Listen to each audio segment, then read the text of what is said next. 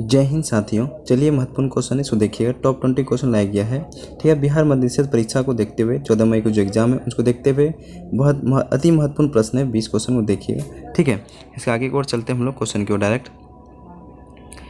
प्रथम अंतर्राष्ट्रीय T20 cricket match कब खेला गया था? ठीक है, प्रथम अंतर्राष्ट्रीय T20 क्रिकेट मैच कब खेला गया था? देखिए इसका आंसर क्या होता है। ठीक है, प्रथम अंतर्राष्ट्रीय T20 क्रिकेट मैच कब खेला गया था? इसका आंसर क्या होगा देखिएगा। इसका आंसर हो जाएगा आपका 2005, ऑप्शन नंबर सी 2005। ठीक है, 2005 हो जाता है इसका आंसर।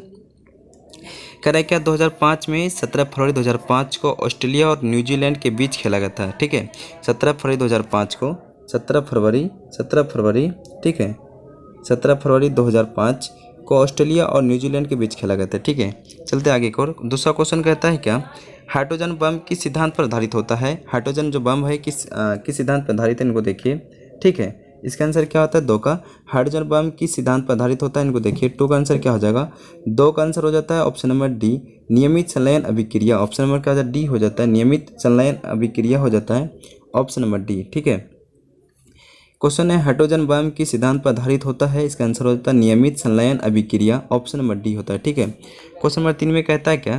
क्वेश्चन नंबर 3 का है कि कोका कोला को खट्टा स्वाद किसके अस्तित्व के कारण होता है? ठीक है, आंसर हो जाता है कोका कोला। ठीक है, कोका कोला जो है खट्टा स्वाद। ठीक है, ऑप्शन क्या कहता है आपका? कोका कोला जो है खट्टा स्वाद किसके अस्तित्व के कारण होता है? इसका आंसर देखिए। 3 का आंसर क्या हो जाता है?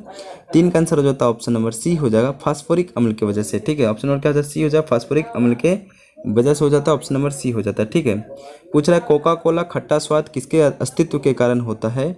ऑप्शन होता है फास्फोरिक अम्ल, ऑप्शन नंबर सी हो जाता है। ठीक है, क्वेश्चन नंबर 4 में है मानव त्वचा का अध्ययन करने वाली विज्ञान की शाखा क्या कहलाती है?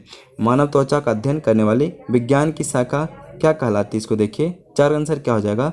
ठीक है, ऑप्शन हो जाता है इसका आंसर को देखते हुए मानव त्वचा का अध्ययन। मानव त्वचा का अध्ययन को क्या कहेंगे हम लोग? देखिए।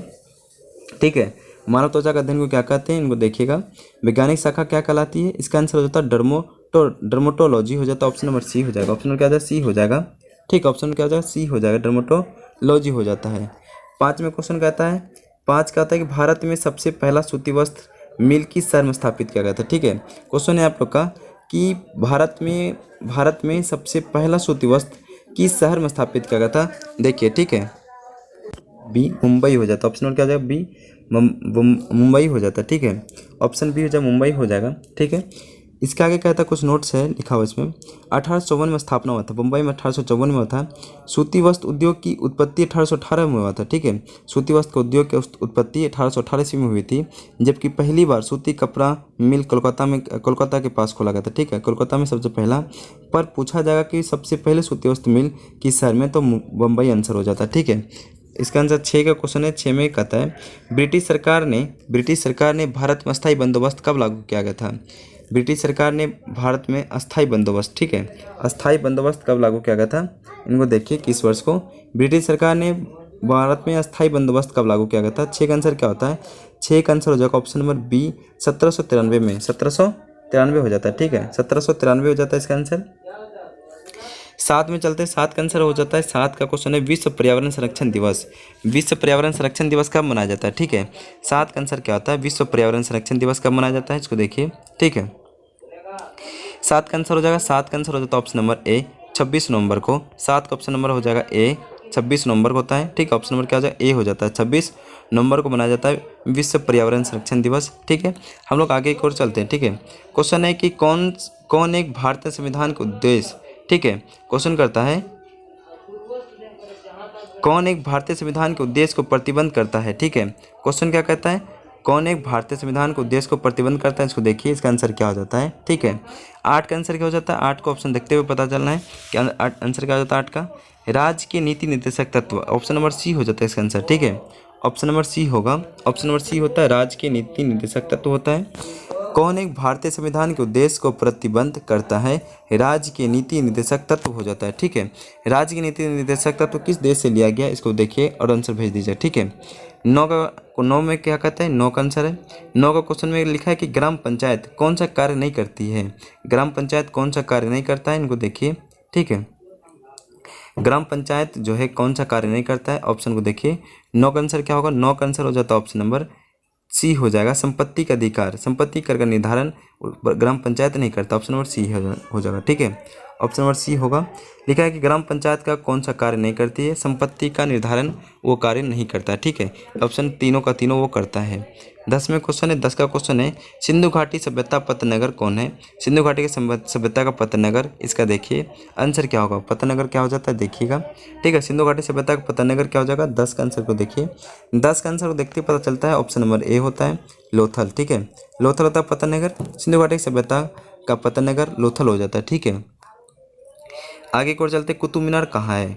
कुतुब मीनार कहाँ है, इनको देखिए, कुतुब मीनार कहाँ पे है, ऑप्शन को देखिए, ऑप्शन देखते पता चलता है ऑप्शन नंबर ए हो जाता है दिल्ली में है, ऑप्शन नंबर क्या है ए होता है दिल्ली में। ठीक है, क्वेश्चन आगे की ओर है, 12 में कहता है आपका दीन इलाही धर्म किसने चलाया था?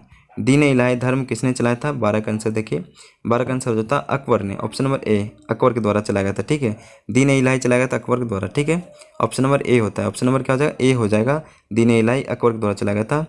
चलिए 13 नंबर क्वेश्चन है कि लाल बहादुर शास्त्री का समाधि स्थल कहाँ है? लाल बहादुर शास्त्री का समाधि स्थल क्या हो जाता है, इनको देखिए, है ना, लाल बहादुर शास्त्री का समाधि स्थल कहाँ है, ऑप्शन को देखिए, जवाब दीजिए। ठीक है, ऑप्शन नंबर हो जाता है सी Vijay Ghat, option number C होता है विजय घाट। ठीक ना, ऑप्शन नंबर सी होता है विजय घाट की तरह होता है, विजय घाट हो जाता है इसका समाधि स्थल, लाल बहादुर शास्त्री का समाधि स्थल विजय घाट होता है। ठीक है, महात्मा गांधी का समाधि स्थल बताइएगा, महात्मा गांधी समाधि स्थल कहाँ है? ठीक है, चलते हम लोग आगे की ओर। कह रहा है किस काल को हिंदी साहित्य का स्वर्णयुग कहा गया है? किस काल को हिंदी साहित्य का स्वर्णयुग कहा गया, इनको देखिए। ठीक है, किस काल को हिंदी साहित्य का स्वर्णयुग कहा गया है? 14 का आंसर क्या होगा देखिए, 14 का आंसर हो जाता है आपका ऑप्शन नंबर सी भक्ति काल में, ऑप्शन नंबर सी हो जाता है भक्ति काल। ठीक है, ऑप्शन नंबर सी भक्ति काल हो जाता है। क्वेश्चन है किस काल को हिंदी साहित्य का स्वर्णयुग कहा गया है? ठीक है, किस काल को हिंदी साहित्य का स्वर्णयुग कहा जाता है? भक्ति काल को, भक्ति काल को हिंदी साहित्य का स्वर्णयुग कहा गया है। ठीक है, 15 का आंसर हो जाता है, 15 का क्वेश्चन है कि गारो और खांसी पहाड़ी किस पर्वत श्रेणी के भाग में है? गारो और खांसी पहाड़ी जो है किस पर्वत श्रेणी में है, इनको देखिए। ठीक है, 15 का आंसर क्या हो जाता है, गारो और खांसी पहाड़ी किस पर्वत श्रेणी के भाग में है? 15 का आंसर को देखिए, 15 का आंसर हो जाता है ऑप्शन नंबर आपका डी पूर्वी घाट में, ऑप्शन नंबर डी हो जाता है पूर्वी घाट। ठीक ना, ऑप्शन नंबर डी हो जाए पूर्वी घाट। 16 में है, 16 का आंसर देखिए, विश्व का सबसे बड़ा द्वीप निम्नलिखित में से कौन है? 16 में कहता है विश्व का सबसे बड़ा द्वीप निम्नलिखित में से कौन है?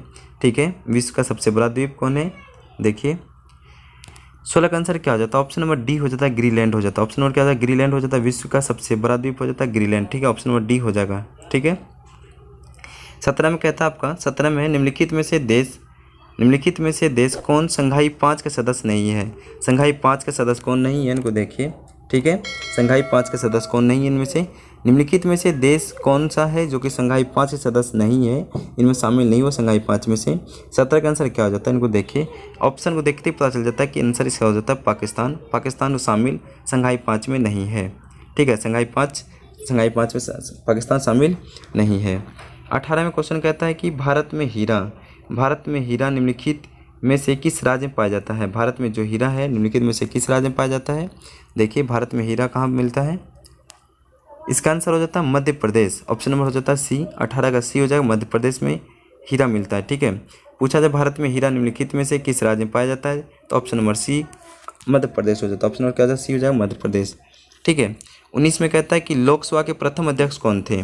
लोकसभा के प्रथम अध्यक्ष कौन थे, इनको देखिए, जवाब दीजिए, लोकसभा के प्रथम अध्यक्ष कौन थे? ठीक है, 19 का आंसर क्या हो जाता है, 19 का आंसर हो जाता है आप लोग का ऑप्शन नंबर सी जीवी मालवंकर, ऑप्शन नंबर सी हो जाता है जीवी मालवंकर। इसका कुछ नोट्स है, इसका हम सुनिए। पूछा जा रहा है कि लोकसभा का पहले स्पीकर के थे गणेश वासुदेव मालवंकर, इसका पूरा नाम हो जाता है फुल फॉर्म गणेश वासुदेव मालवंकर हो जाता है। इनका जन्म पूछे तो 27 नवंबर, ठीक है, 27 नवंबर 1888 में था। ठीक है, इसका जन्म पूछे तो 1888 में था। ठीक है, इसका फुल नाम है हो जाता है गणेश वासुदेव मालवंकर। अभी वर्तमान का लोकसभा अध्यक्ष है श्री ओम बिरला, वर्तमान में कौन है, श्री ओम बिरला है। ठीक है, श्री ओम बिरला हो जाता है। ठीक है,